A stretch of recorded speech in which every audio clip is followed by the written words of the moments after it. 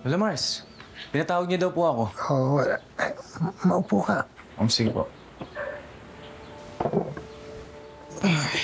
Alam mo, Victor, kaya kita pinapunta rito sapagkat gusto kong malaman mo na natutuwa ako sa naging desisyon mo. Salamat po, Lola Mars. At sana, Victor, sana ikaw na talaga yung matagal lang hinihintay na pagbabago ng mga tiga-Bukang Liwayway at Trinidad. Lola Mars, kung sakasakali pong papalarin ako na manalo, gagawin ko po ang lahat para po ako po yung maging daan tungo sa pagbabago. Talagang tuwan-tuwa ako at alam mo ba, sigurado ako na yung mga magulang mo, pinagmamalaki ka talaga. Huwag kang mag-alala.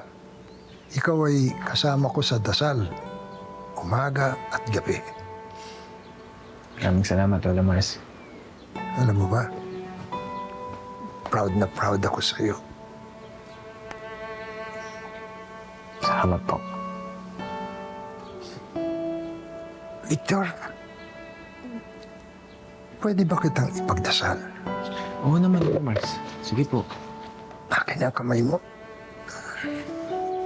Panginoon, salamat at binigyan mo ng pangarap si Victor na para magsilbi sa mga taong may pusong dalisay at